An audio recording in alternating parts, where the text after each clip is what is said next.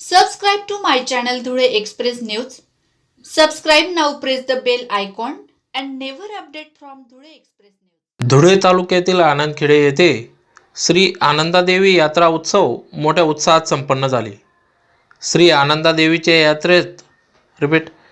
यात्रेस 168 वर्षाची परंपरा असून आनंदखेडे येथे अतिशय उत्साहात दरवर्षीप्रमाणे सदर यात्रा मोठ्या उत्साहात संपन्न होत असते.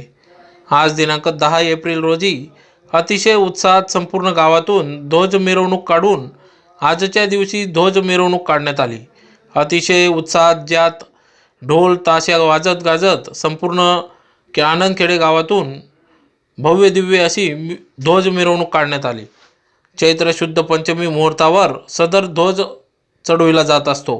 संध्याकाळी लोकनाट्य तमाशा मंडळाचे आयोजन देखील करण्यात येत असते, जेणेकरून लोकनाट्य तमाशा मंडळातर्फे जनजागृती होत असते. तसेच रात्री 9 वाजता अन्नदान महाप्रसादाचा कार्यक्रम संपन्न होत असतो.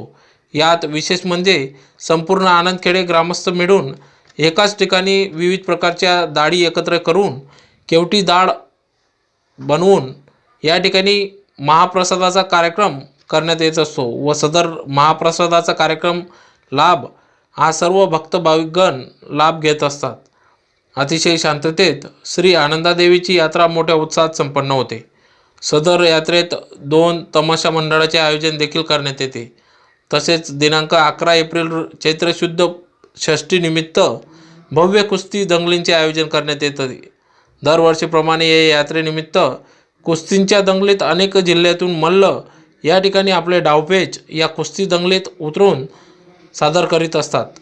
या यात्रेसाठी सरपंच सौ कविताताई देवेंद्र भांबरे तसेच सामाजिक कार्यकर्ते देवेंद्र आप्पा भांबरे, डोंगर आप्पा नवसारे आदी सर्वच ग्रामपंचायत सदस्य, सामाजिक कार्यकर्ते, विविध सहकारी सोसायटी पदाधिकारी, ग्रामस्थ, भाविक यांच्या सर्वांच्या सहकार्याने सदर यात्रा उत्सव मोठ्या उत्साहात पार पडत असतो. यावेळी मनोज गवते, महेंद्र कोडी, उमाकांत सानाप, अमोल अहिरे, सचिन साबडे, भरत नवसारे, आखडमल विलास, सागर नाईक, प्रवीण थोरात, प्रवीण जाधव या तरुण वर्गाचेही सहकार्य लाभत असते. सदर यात्रेत अनेक संसारोपयोगी वस्तूंचे दुकाने, फरसाण, खेळणी, पाळणे, विविध प्रकारची दुकाने थाटलेली असतात.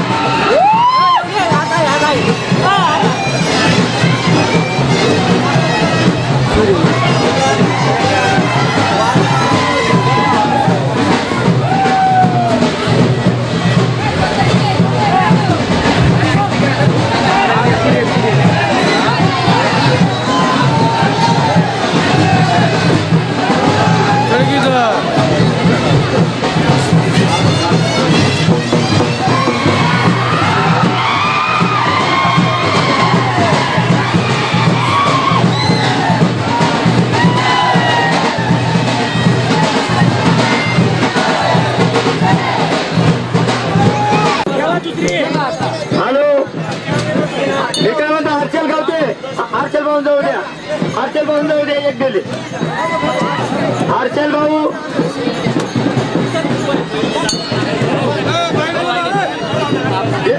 एक मिनिट थांबा जरासा, ठेवली का आपल्या गावाचे सरपंच? एकच घ्या. हॅलो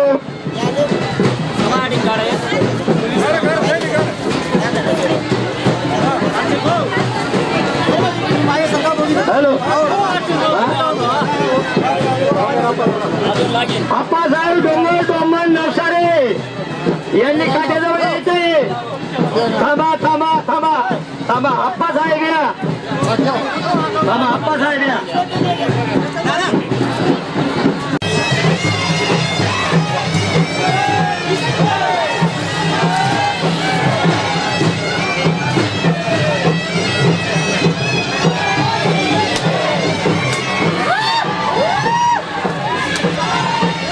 हॅलो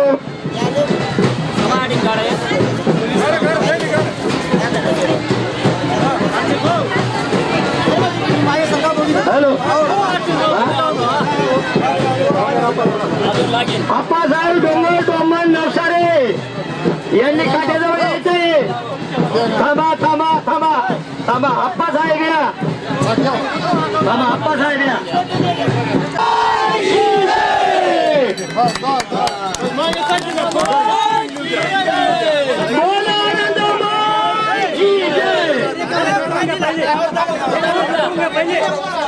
पहिले रेखाबाईंना उतरू द्या, नाही पहिले रेखाबाईंना तराजूत बसू द्या.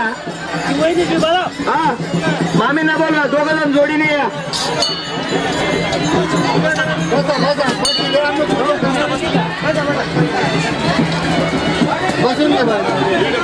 मांडवान बस, मांडवान बस. बोला आनंद माई जय.